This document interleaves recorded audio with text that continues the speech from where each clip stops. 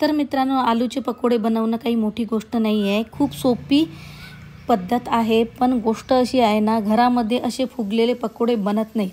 पण आज आपण हा प्रश्न चला सॉल्व करू।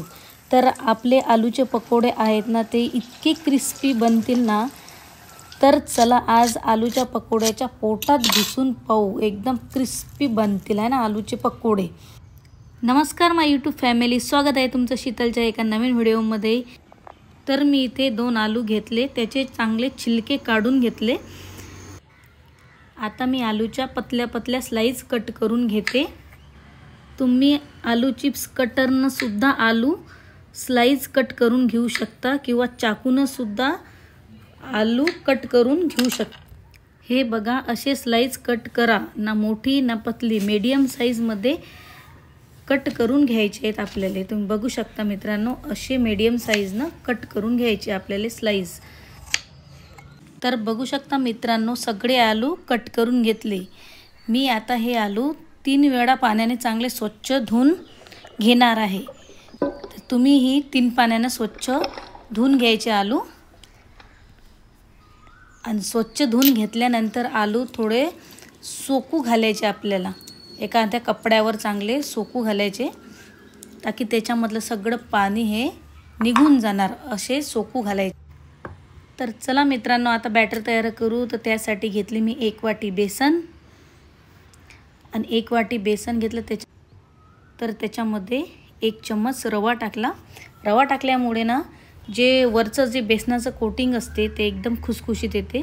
थोडंसं जिरं टाकलं मी 1 चम्मच, अर्धा चम्मच मी लाल मिरची पावडर वापरली इथे, आणि थोडी कस्तुरी मेथी आहे ना, थोडीशी हातावर चोडून घ्यायची, थोडी कस्तुरी मेथी भी टाकून घ्यायची आपल्याला याच्यात। आणि जो ओवा आहे, ओवा भी थोडासा हातावर चोडून टाकून द्यायचा आहे आपल्याला याच्यामध्ये, या बॅटरमध्ये।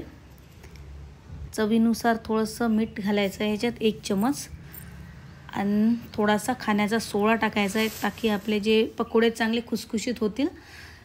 आणि 3 मिरच्या मस्त बारीक कट करून तेही टाकल्या, 4-5 कढीपत्त्याचे पानं ते भी बारीक कट करून टाकले, थोडासा मुठभर धनिया तो भी चांगला बारीक कट करून घेतला। आता थोडंसं पाणी टाकून याचं व्यवस्थित बॅटर करून घ्यायचं आहे आपल्याला। बॅटर झाल्यानंतर हळद टाका लागते है ना, बॅटर झाल्यानंतर हळद टाकायची, पहिले आधीच हळद टाकून घ्यायची नाही आहे। तर मित्रांनो, असं बेसन आपल्याला करून घ्यायचं आहे। तुम्ही बघू शकता, जास्त पातळ बी नाही आणि जास्त घट्ट बी नाही। तर चला मित्रांनो, आता गॅस ऑन करून घेऊ, कढई ठेवून दिलेली आहे। तेल बी व्यवस्थित गरम करून घेऊ, जास्त तेल गरम करून घ्यायचं नाही आहे, स्लो फ्लेमवरच आपल्याला हे पकोडे व्यवस्थित फ्राय करून घ्यायचे आहे। तर हे बघू शकता, अशी एक स्लाइस घ्यायची, मस्त त्या बॅटरमध्ये डिप करून घ्यायची, असं हळूवारपणे मस्त तेलात टाकून द्यायची, नाहीतर वरून भस्कन टाकून देसाल, हात जळून घेसाल। तर सावकाश हे काम आपल्याला करावं लागते है ना। तर सावकाश काम करून घ्यायचं, एक स्लाइस मस्त डिप करून कढईमध्ये तेलात सोडून द्यायचं। आणि स्लो फ्लेमवरच हे आपल्याला बिलकुल तळून घ्यायचे, तुम्ही बघू शकता।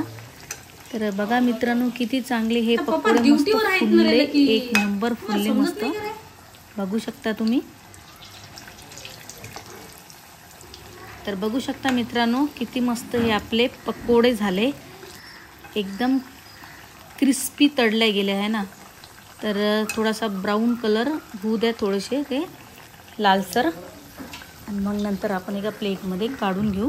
स्लो फ्लेमवरच हे आपल्याला तळून घ्यायचे आहे ना, स्पीड जास्त गरम तेल बी नाही पाहिजे आणि गॅसची स्पीड बी जास्त फुल नाही पाहिजे, स्लो फ्लेमवरच हे आपले पकोडे करून घ्यायचे आहेत। तर तुम्ही बघू शकता मित्रांनो, किती चांगले हे टमटम मस्त असे फुललेले पकोडे झाले आहे ना।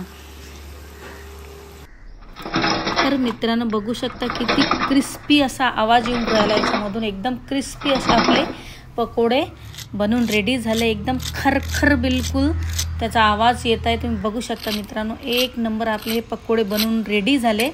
तर मित्रांनो, तुम्हीही असे पकोडे बनवू शकता, एक नंबर भन्नाट अशी टेस्ट लागते या पकोड्याची। तर मित्रांनो, व्हिडिओ जर तुम्हाला आवडला असेल, व्हिडिओ लाईक करा, तुमच्या मित्रांना शेअर करा, एक सुंदरशी कमेंट करा।